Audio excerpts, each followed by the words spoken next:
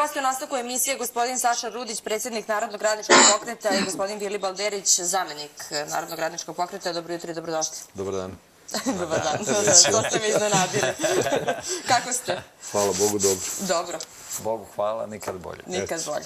Ja sam, ono što sam primetila kada ste vi ušli u studio, gospodin Erić, evo vama ću za početak da se obratim, jeste da ste se vi naoružali nekim neistinama sada, pa hoćemo li malo o tome? Da, pošto ste vi jedan od retkih medija, posebno televizijski mediji, jedini, mogu da kažem, koji je u borbi za istinu i koji se bori protiv kriminala i korupcije, što je osnov i rak rana ovog našeg društva i što je odlika Vučićeve vlade i te njegove ergele kriminalne.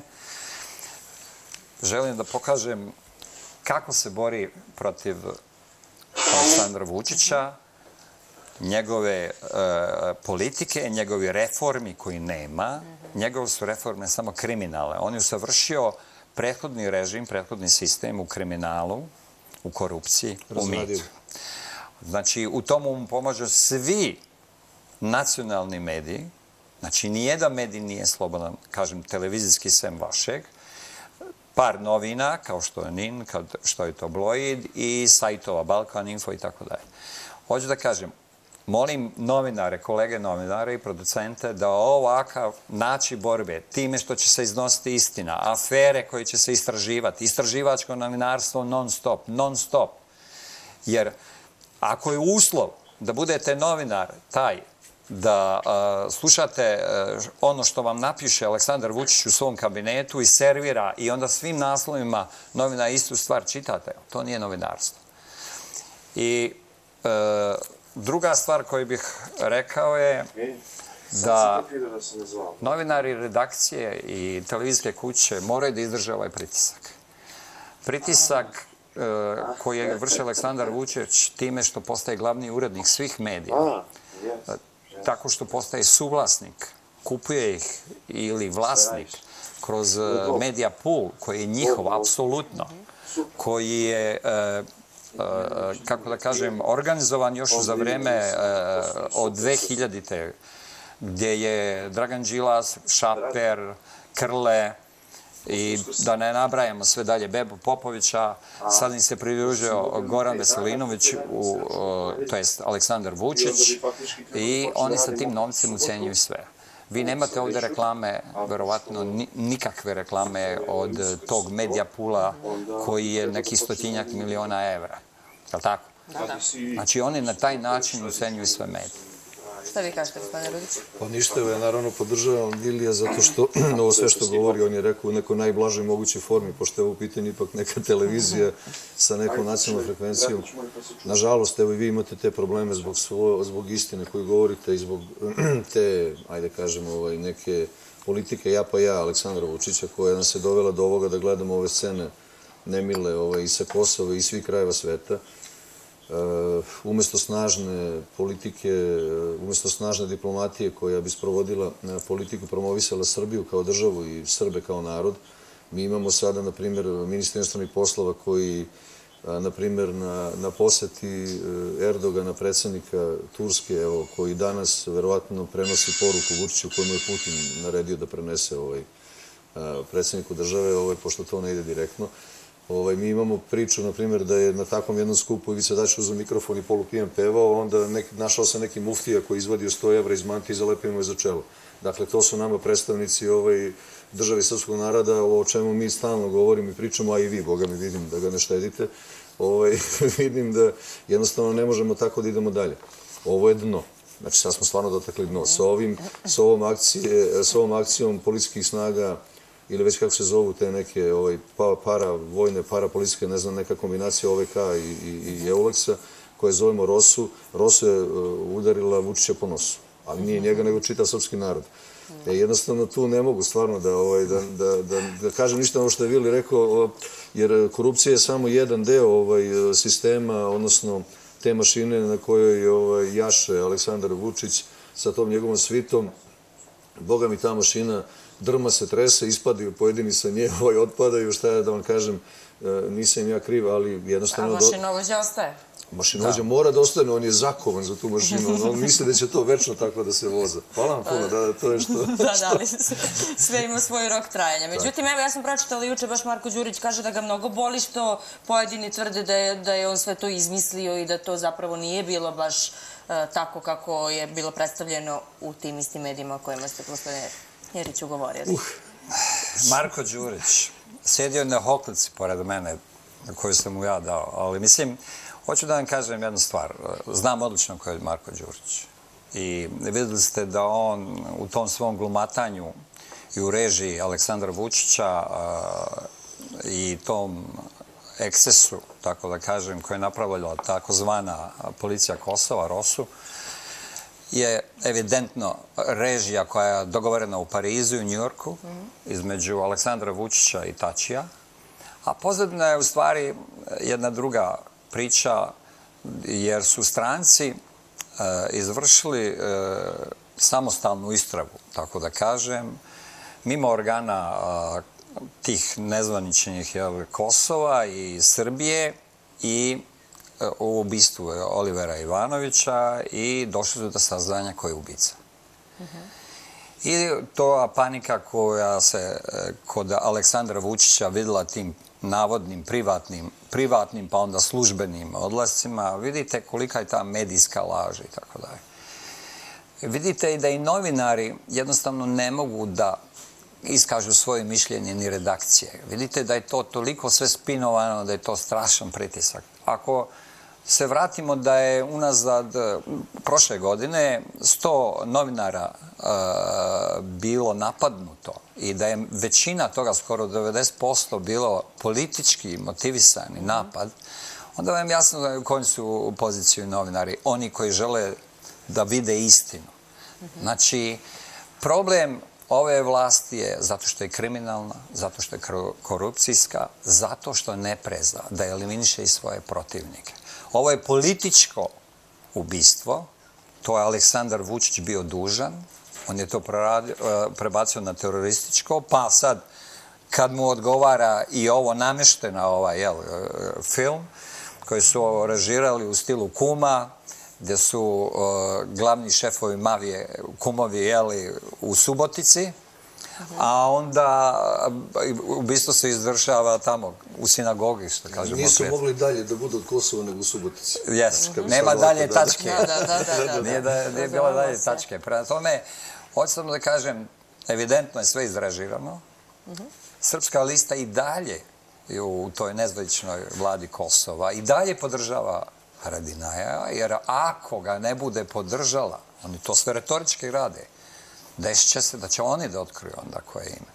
Prema tome, ovo je jedna maska čime je pokriven Aleksandar Vučić, to jest njegovi prijatelji, kriminalni sa Kosova, koji su izvršili to, ne po njegovom naređenju, nego u okolnostima koje oni misle da treba da regulišu, i gdje vi vidite da taj srpski narod nije u mogućnosti da se brani i odbrani. Samo još jednu rečenicu. Mi smo pokušali da idemo na tribine, pokušavali da organizujemo srpski narod za odbrani tog Kosova i tako dalje. Nama ni Srbi na srpskom delu Kosova nisu mogli da garantuju bezbednost. Hvala. Pa evo, ovo što vi kažete, da prokomentarišem samo to za Marka Đurića. Dakle, onog momenta kad je Ramuš Haradinaj šutnuo u zadnjicu Vučićevu politiku prema Kosovu i time lansirao Marka Đurića nazad na ovaj užas, ovaj uži deo teritorije Srbije, iako je Kosovo isto srpsko, jeli? Tog momenta su počele neke čudne stvari da se dešavaju. Ja, verujte mi, kao da sam se iz kome probudio. Kao sam pre toga bio 10 godina u komi. Odjednom su Šiptari. Nisu više Albanci. Onda su odjednom teroristi. Pa su đubrad. Pa svašta nešto, ja tu čuh. Onda ispade, a naravno građani se upozoravaju da budu mirni i spokojni, kako ja i Vili kažemo, budite spokojanstveni. Imate divnu vlast i predsjednika, sve što da budu u redu. Imate tu listu sa Kosova. Neću da komentarišem dovoljno, oni znaju o svojim biografijama, da ne pričamo sad, da ne trošimo vreme na njih. I sad šta se dešava? Vest o hapšenju Marka Đurića se objavljuje u 12:08. 0,8. Da. Mogu da je vidim. A Đurić je uhapšen u 17 i, ne znam, 18. Na primjer, u pola 6. Ali o tome niko ne priča. Ne, mi pričamo, ne, pa na vidite. Na društvenim mrežama ljudi se tamo... 12.06. Da budemo precizni. I Vili pušta tu vest u 12.06, ja onako malo nepripremljen. I posle toga ja i on počinimo kampanju tipa ajde ovo sada da objavimo, da vidimo kako je neko znao unapred, a ne neko, nego baš slučajno taj Vučićev portal, Pravda. A i to je njegov portal. Jeste, naravno. To i novine su bile njegove Pravde. Informer i to su direktno. Ali vidi, jedino sad očekuje da će nas napasti da dokažemo da je to tako, pošto on to tako radi, kao dokažite. Dokažite da ja imam brata, dokažite da si moj brat, dokažite da moj brat ima 6 ličnih karti, tako dalje. Što imam ja da dokazujem, dokažite i da nisi. Dakle, to sa Markom Đurićem počinje cirkus već ujutru. I mi sada očekujemo, znamo šta će biti najavljeno, ne znam, namo. Međutim, očekujemo rat. Znači, onda idu reči rat. Rat je krupna reč. Dobro, ta ratna retorika je postala sve učestalija. Pa ne, ali to je valjda od svih tih identiteta koje on ima čovjek u sebi. Izgleda da je proradio sad i onaj identitet radikalski, onaj iz 90. godina. Pa sad i to valjda mora da se... Vraća se sad u radikalsku ulogu. Jer ko veli to Srbi vole, rat bre. Pa i Marko Đurić je radikal po dedi, Nikoli Pašić, koji bi isto najveći izdajnik srpskog naroda. Da, prodao je ratnu pomoć, po tome najpoznatiji, mislim, više nego po tim njegovim čuvenim i ovo što ti kažeš, Vili, znaš, postaje groteskno. Znači, u jednom momentu vidimo tu akciju izvedena, kako je izvedena, vidimo da u toj akciji je pokazano da Kosovo nije Srbija. Pokazuje se da tamo ima neki drugi gazda. To valjda toliko naljuti našeg predsjednika da on sad kaže, ma sad ćete vi da vidite ali kojom vojskom ti pretiš, čoveče, kaže, ja ću sad vojsku odvedem na Kosovo. Kojom ti vojskom pretiš kad vojskom komanduje NATO u Beogradu? Evo, Vučić na vojnoj vežbi. Pa da je vojna vežba, da, ali mislim, to je... I tako dalje, i tako dalje. Ma dobro, mislim, eto, da skratim sad da pričam da sve ne stvara... Ja bih dodao rečenicu da smo mi u 12.58 objavili kompletno režiju. Šta će se dešavati? Koliko ste pogrešili? Pa ništa, za sad. Mi smo još unapred rekli da će se završiti u Njujorku. Mi smo predvideli gostovanje u ovoj emisiji. Znači, predvideli smo čak i Njujork i da će pokušati možda da donesu novu rezoluciju da, bez saglasnosti Rusije i Putina, normalno i Kine, a vidite da čak nije ni onaj prvi dan mogao da se čuje sa Putinom, nego tek kad je se Putin odobrovoljio, da je tek su onda smeli da puste. Mislim, danas će od Erdogana da dobije poruku tek. Tako je. Možemo da kažemo da će danas već mu biti rečeno šta i kako. Znači, on karakteriše, njegova vladavina karakteriše laž. Dobro.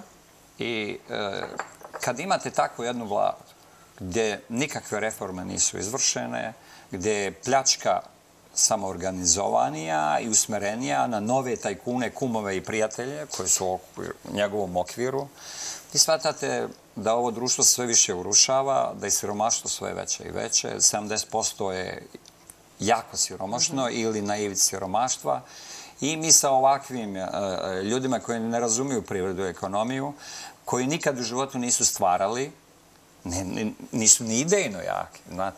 Oni ne mogu da naprave ništa. Politikom se više ne mogu baviti ljudi, ovi koji su bili 30 godina. Koji nisu teletabisi, brate, reci slijedno što.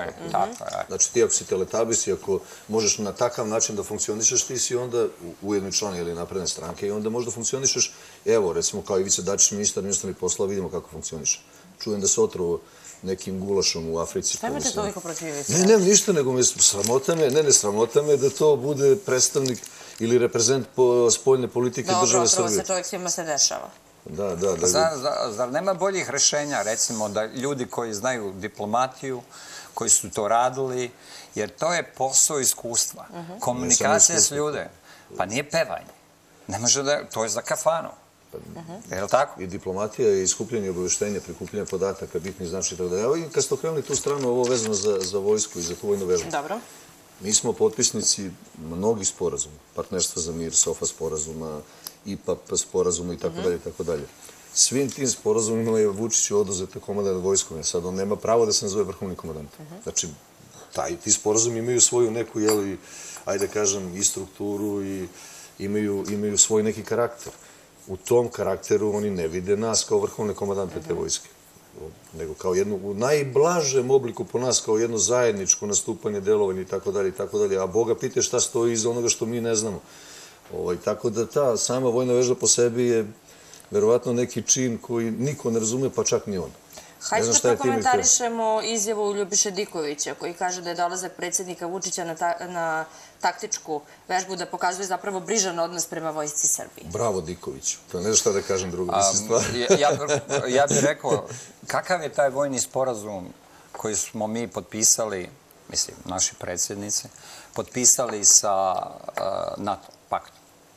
Kakav je taj sporazum? Zašto mi to ne vidimo? Ne znamo da smo mi u NATO ili nismo u NATO. Po svemu sudeći, mi smo u NATO. Kako onda Rusi mogu da dođu intervenšu po tim njegovim novinama? Ne mogu. Kako briselski sporazum, koji jedan put sad svi znamo za... Jeste vi pročitali briselski sporazum? Pa kako oni pričaju da su sad potpisali? Do jučer su govorili da nisu potpisali. Ali možete samo... Kaži. Nego samo onda da ne zaboraviš, molim te, zajednica srpskih opština po briselskom sporazumu i status Kosova nije isto.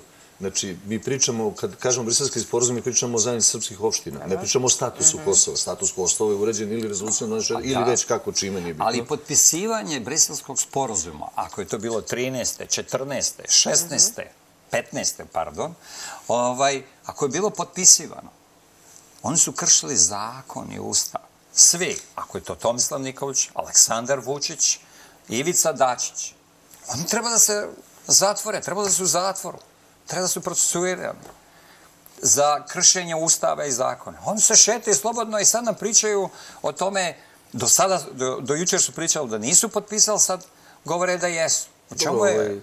Interesantno je da tu, recimo, Ljubiša Diković ne priča kao komandant vojske, ne pravi, ne ovaj Vulin, ovaj pajac tamo, razumno što se oblači u te uniforme u crno, pa liči na ustašu više nego na... A druga stvar, on kao predstavnik civilne vlasti u vojsci ne sme da nosi uniformu. Znači, to je jedna osnovna kultura. A Stanja je završio vojsku. Pa ne, nebitno, ali vidi, ti si ministar. Bitno je. Ne, o tome nešto da pričam, mislim, to ne... Ali ti kao predstavnik civilne vlasti ne smeš da nosiš uniformu ni u ratu, jer ti građanima pokazuješ da civilna vlast još uvijek funkcioniše. Dakle, ovdje ne funkcioniše civilna vlast, očigledno ovdje neke paravojne priče... A možda je ođičarska uniforma. Ne krši. To se ti pisao na društvenim mrežama. Ne, ovo je Vili Badanović pisao na društvenim mrežama, nisam ja. Znači, njega jurite. Dakle, šta? Ljubiša Diković, na primjer, nije interesantno da objasni šta se to sa tom vojskom desilo, kako se istopilo par hiljada tenkova, kako je nestala inženjerija, kako je nestalo ovo, kako je nestalo ono, kako on u poplavama kao komandant armije mora da ređa džakove sa peskom jer nema ko drugi. Dobro. Znači, to se ne objašnjava. Sa kojom, bre, oni to silom, bre, i kome prete? Na kraju krajeva, sve je to neregularno. Znači, mi pričamo o civilnoj kontroli vlasti, a civilnoj kontroli vojske, oprosti, napravio sam gaf, a za to vreme ti civilni kontrolor oblači uniformu i pojavljuje se u kasarnama uniformi. To je katastrofa. To je katastrofa. Znači, to ne vidi predsjednik države kao vrhovni komandant. Pa šta onda može da vidi? Pa šta može da vidi kad ne vidi funkcionisanje svoje vlasti u strukturama koje su osnovne institucije naše države? Šta onda može da vidi? Pa ne može da vidi ništa, čovječ. Da li ne vidi, to je sada već onako... Ne, možda neće da vidi. Ali vidi televiziju našu i vidi, recimo, koga vi dovodite ovdje kao gosti, ne dovodite. I svoje protivnike naziva kretenima. Mi smo i njega znali da dođe u javnim nastupima i... Tako se ponaša prema opoziciji. Ako ga budete zvali, pozovite nas dvojicu, molim vas, ne moramo da sedimo za stolom, bar da ga gledamo, samo da vidimo da je došao. Neće da dođe zovemo, ali ne... Pa napravite intervju, otiđite kod njega u kabinet, otiđite, tražite kao ste druge televizije. Napravite intervju sa njima. Pa kad budemo bili obojeni u neku drugu boju, onda verovatno će nas pustiti ovako do tada. Pa ne, on sa svima razgovara. Vidite da je insajder. Kako da ne. Koja je još ostala boja slobodna? Ne, i N1 ne da intervju. I N1 ne da intervju. Ne da, iako se Ana Brnabić, iako ova Suzana Vasilijević, kao njegov specijalni savjetnik za medije, sastajala sa šefovima SBB-a, to je KKA. Kafa vam je odlična. Jel da? Dobro, hvala vam. Ali evo, ironični smo sad u posljednjih nekoliko minuta, pa bih da se osvrnemo i na jednu takvu ironičnu izjavu gde se Đurić predstavlja kao, pa, jedan hrabar čovjek koji je odbrusio Tačiju, evo bar tako pišu novine, on kaže Hašime, evo pretrnuli smo. Sada nejaki Đurić koji, nekako mi je ostalo da čitave one konferencije za štampu koja je bila kada nakon ovog događaja predsjednik između ostalog rekao, eto taj fizički nejaki Marko Đurić, sada se drznuo da na neki način preti Tačiju. Hajde to malo da se dotaknemo. Ja ću reći 2 rečenice sad. Da li je to onaj Marko Đurić koji je zajedno sa Vučićem, ružičastom televizijom i celom tom ergelom govorio da je Oliver Ivanović izdajnik? Da li je to onaj Marko Đurić koji je na grobu zajedno sa Anom Brnabić klečao na grobu Olivera Ivanovića? Je li to taj Marko Đurić? Ili ja nešto tu brkam? O tom Marko Đuriću govorim. Onda sve vam je jasno. To glumatanje, ta priča koju servira Aleksandar Vučić, to je ljudi žalosno, to je sramotno. Pojavljivanje njihovo tamo, to je sramotno. Da li oni imaju uopšte duše? Da li razumeju da time nisu iskupili dušu što su došli i klekli tamo na taj način? Mogu ja nešto ironično da pitam Marka Đurića. A oni 5-0 iz Brisela, šta bi se onim veselje, radovanje, to smo svi... Mnogi postavljaju to pitanje sada u poslednje vreme. Na primjer, to je Marko Đurić. Ja sada 5-1 ili 6-0? Pa ne verujem, mislim da je tu sad obrnut rezultat. Marko Đurić, Kuburovićka i Aleksandar Vučić su omogućili da Haradinaj postane premijer, po njihovom, jel? Znači, da prvo dokumenta koje su odnijela su poništili, time činjenice i dokaze koji su došli tamo više nikad se u životu neće moći upotrebiti. Znači, dali su mu podršku u vladi i ako su trebali da sruše, nije povod što su uhapsili Marka Đurića i vodili ga onako, kako oni kažu, teatralno, nego ubistvo Olivera Ivanovića. Oliver Ivanović nije htio da uđe u srpsku listu i zato je ubijen. I zato je to političko ubistvo. I zato oni snose svoju odgovornost. I Marko Đurić, i Ana Pederova Ana, i Aleksandar Vučić. Mislim, dosta nam je više ti laži i obmana kroz medije. Neće se oprati oni. Ne mogu se oprati pred Bogom. Dobro, on je dečko neiskusan, mlad i ne razume politiku. To je više nego očigledno od momenta kad je potpisao to tamo u Briselu šta je potpisivo. Radujući se kao magare na kiši je došao ovde da prenese tu radost na nas. Ne znam na koga se to prenelo zaista. Evo, rezultati su više nego katastrofalni. Pa dobro, šta je tu je, mislim. To je ta politika ja pa ja i teletabijska ta priča kad vi s koca i konopca skupljate kadrove, pa ako nisu školovani, vi im pokupujete diplome. Pa što da ne, mislim. Sad ja kažem, sad me strah da odem kod lekara, moram prvo pitam gde si završio čovječe školu, znači sam moram na lično nešto da pređem, da vidim da li to ili je nešto opet iz neke Mića, Megatrend kombinacije. Jesi išao sa Tomom na fakultet ili... Da je ti Tomo bio najbolji drug na fakultetu, tako da, užas. Ste sedeli zajedno u amfiteatru. Užas, mislim, zaista. Dobro, nažalost, eto, moramo i da se našalimo na takve teme, iako su poprilično ozbiljne i koštaće nas. Čitava ta plejada takvih ljudi na našoj političkoj sceni, kada će doći nama na naplatu, zapravo narodu? Već je došlo. Da vam kažem, i strance koje, znači ta zapadna alijansa koja nas gura u sve ovo na put ka Evropi, forsira Vučića, njih je na kraju, znate, kada oni pogledaju s kojim likovima se sreću, moram tako da kažem, ko je predsjednik države, ko je predsjednik vlade, njih je sramota. Jer oni shvataju koliko se ovdje dešava obmana, laž, da je to zločinački medijski nastup. Znači, sad kad vi vidite da novinari koji pišu istinu, koja se pojavi tamo, negde u Njujorku, negde u Parizu i tako dalje, u nekim novinama, znači, suprotno je od politike administracije gdje oni forsiraju Aleksandra Vučića i govore da je tako i tako, onda se pojave neki tekstovi kao ovog Belgijanca koji piše za to francusko govorno područje Filipa Bertašona, kojem je živio ovdje 10 godina i koji je sam izveštavao Sava Mala, znate, sve ova kriminalna dela koji su radili, fantomke, čuvene i tako dalje, gdje bija ga privodi na razgovore da bi mu dala saglasnost za vizu. Onda vi razumete šta se ovdje dešava. Da bi stvarno živjeli bolje, evo, mi kao Narodnički pokret, rešenje su baš jednostavno. Znači, nema komplikovanih rešenja. Uopšte nema razloga da se mi tu sad pravimo neke strategije, pa da o njima pričamo 10 godina, pa da isprovodimo sledećih 50 godina. Dakle, rešenja su jednostavna. Zakon mora da važi za sve jednako. Znači, i za mene, i za vas, i za Vilija. I nema korupcije. Tog momenta nema korupcija. Poljoprivreda. Samo otkupljujete poljoprivredne proizvode od seljaka. To je suština. Vi ga ubijate. Znači, oni ga ubijaju. Uništavaju seljaka. Uništavaju na poljoprivrednu proizvodnju. Time što, ne samo što ne otkupljuju od njega, ne dozvoljavaju mu da se razvija u bilo kom pravcu, u bilo kom pogledu. Šta će čoveku sad 20 krava ako ne može da proda mleko? Šta će mu recimo 200 svinja ako oni nećemo otkupe meso? Pa onda idemo na gepek varijantu po pijacama i šta ti ja znam, pa da se... Tako se ne pravi strategija. O tome sledećeg petka. Ja bih voljela za kraj našeg razgovora da čujem šta dalje. Šta očekujete da će se dalje dešavati? Kako ljudi kome da veruju? Gde da nalaze prave informacije po pitanju budućnosti naše zemlje? Ne gledaju TV naše, neka gledaju vaš dnevnik, na primjer, ako hoće prave informacije. A što se tiče ovoga, šta dalje? Pa mi stvarno to pričamo već 2 godine. Evo, ja i Vili smo otupili pričajući. Jednostavno, ovo je impotentna politika koja je prešla u autističnu i nema rešenja nikakvih. Priča je potpuno loša. Da može da se otme Kosovo bez nove rezolucije, već bi bilo oteto. Dakle, nemoj da se zanosimo sada da je to već završeno ili nije završeno pitanje.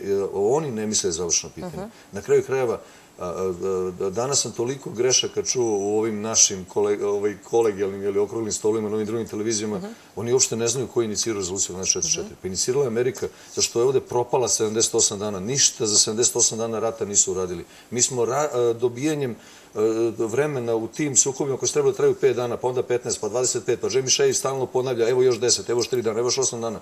Mi smo dobili tu mogućnost da Billy Clinton kaže, vidi, ne možemo rat, ajde probamo da im gurnemo mir. Nisu Rusi ti koji su inicirali pravljanje rezolucije 1244. Ja sam bio fizički prisutan. Kada je Martin Kisari ovako pokazao na stolu i rekao da će obrisati grad Beograd ukoliko ne prihvatimo tu rezoluciju. Znači, ona je njihova. Oni su tom rezolucijom nama dali što treba daju. Ne znam u čemu je naš problem tu. Evo, Vili, nastavi, molim te, pošto imaš i ti sigurno nešto da... Pa, ja mogu samo da kažem, rezolucija 1244 je osnov, znači, za odbranu teritorije naše na Kosovu. Ja molim sve ove današnje političare da se sklone sa scene i da se okupimo oko jednog novog, mladog političara, kojeg mi podržali, i sve opozicione stranke, i da se ujedinimo u borbi protiv Aleksandra Vučića i sekte zvane Napredna stranka. Definitivno neće nam biti progresa u budućnosti bez udruživanja, bez vere u Boga i srpskog pravoslavlja. Eto, samo to mogu da kažem. To je poruka za kraj našeg razgovora. Mi se ponovo vidimo u petak. Vidjet ćemo šta će se umeđu vremenu desiti, pa ćemo nastaviti razgovor. Svakako stavljamo zapetu na ovo sada. Hvala vam. Hvala vam. Poštovani gledalci, ja vas pozdravljam. Želim da prijatno provedete današnji dan i vikend. Mi se ponovo vidimo u ponedeljak sa početkom u 10 časova na našoj Balkan televiziji i televiziji Istine. Doviđenja.